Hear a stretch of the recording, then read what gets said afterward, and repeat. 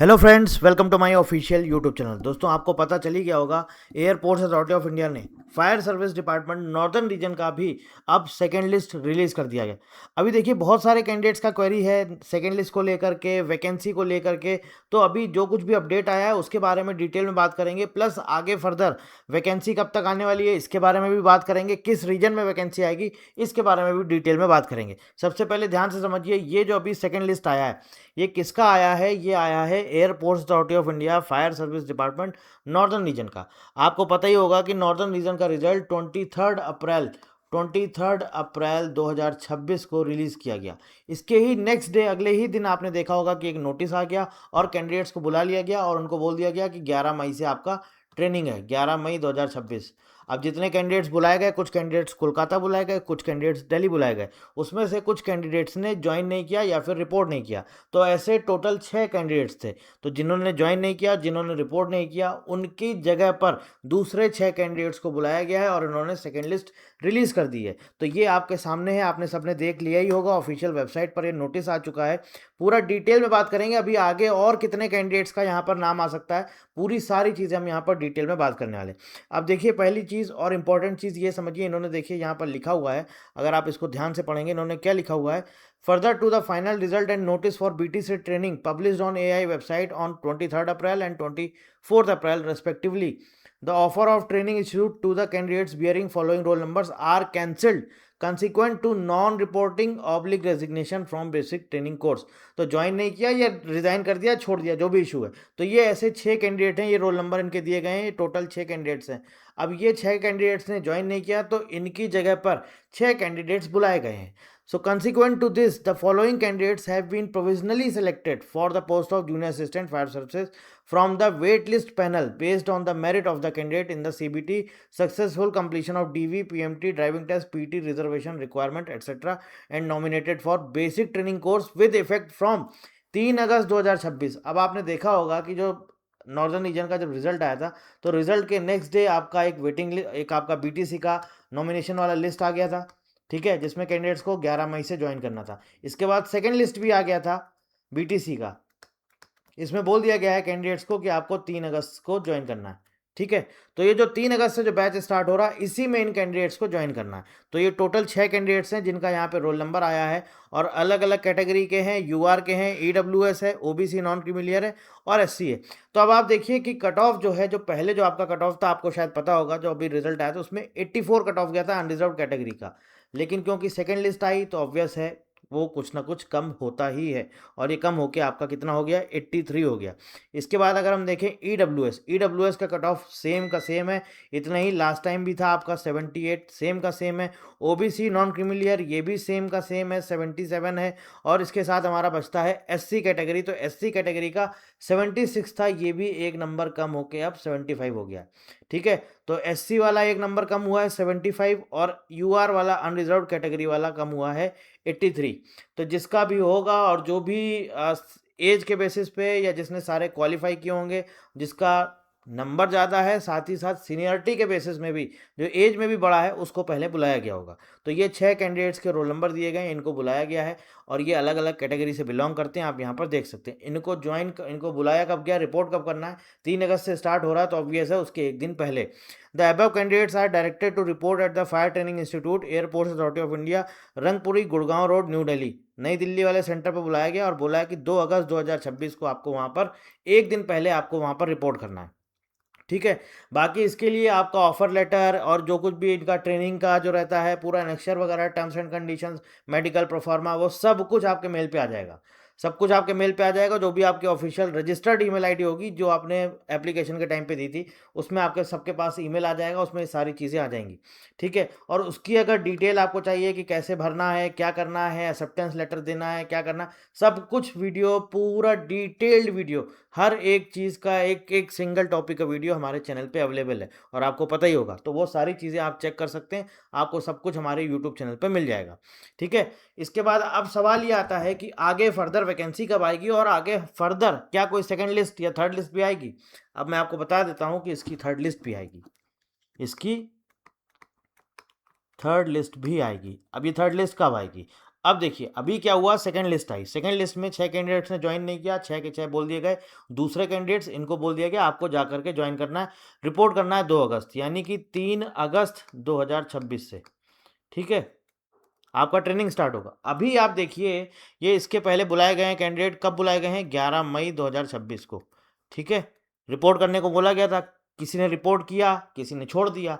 Finally क्या हुआ, कितने टाइम बाद, मई था और जून, 30 जून, लगभग 50 डेज के बाद, 50 दिन के बाद आपने देखा कि इन्होंने सेकेंड लिस्ट रिलीज कर दी, सेकेंड लिस्ट रिलीज कर दी।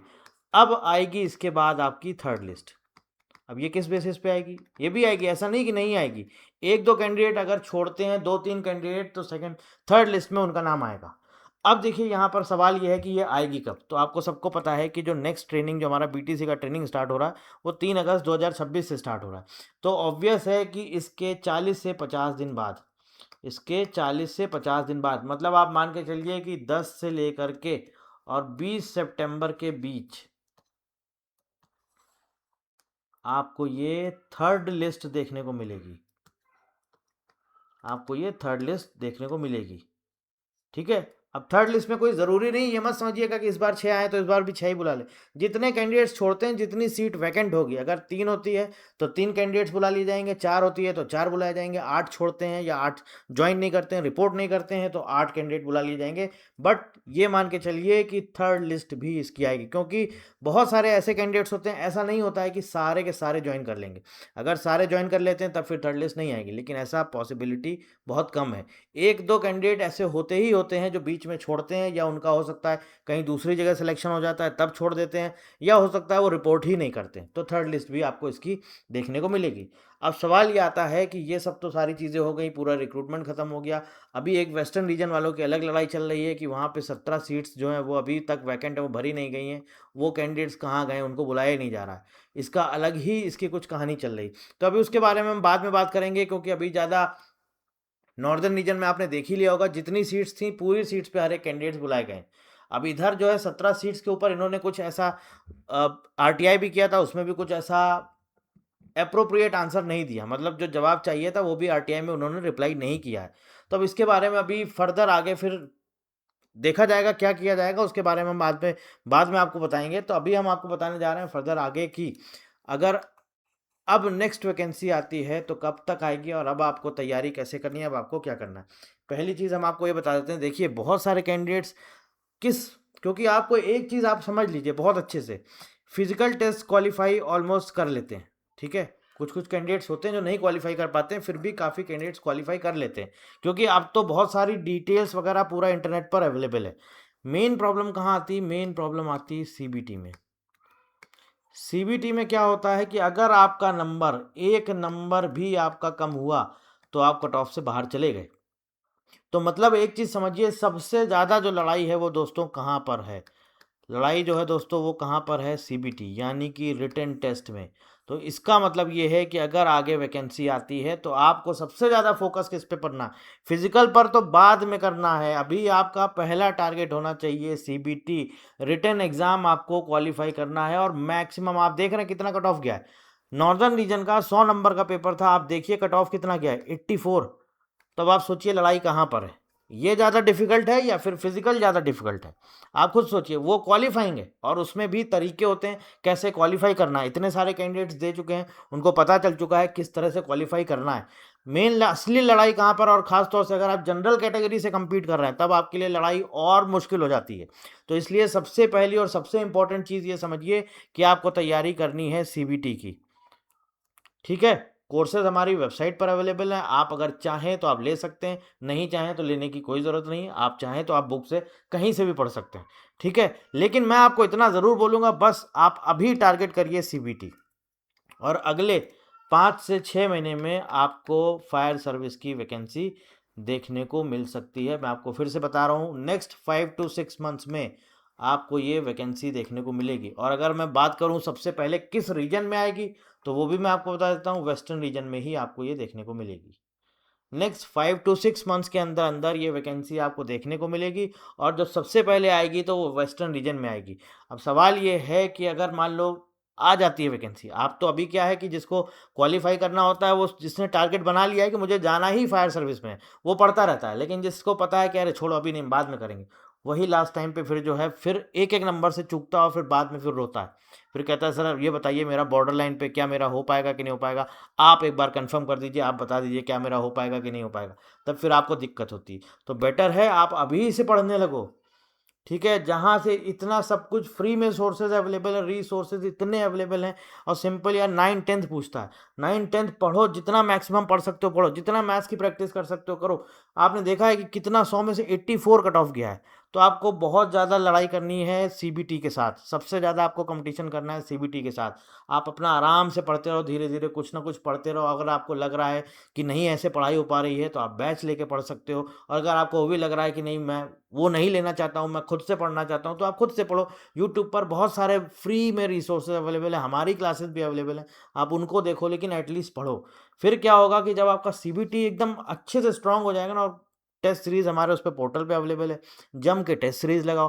टेस्ट सीरीज से जितना ज़्यादा आप प्रैक्टिस करोगे उतना ही आपका जो है क्या टाइम मैनेजमेंट अच्छा होगा। जब टाइम मैनेजमेंट अच्छा होगा तब आप स्कोर अच्छा कर पाओगे, तो आगे आपके लिए चीज़ें आसान हो जाएंगी। तो अभी आपका टारगेट होना चाहिए सीबीटी। और मैंने आपको बता दिया है नेक्स्ट 5 to 6 मंथ्स में वैकेंसी आने वाली है।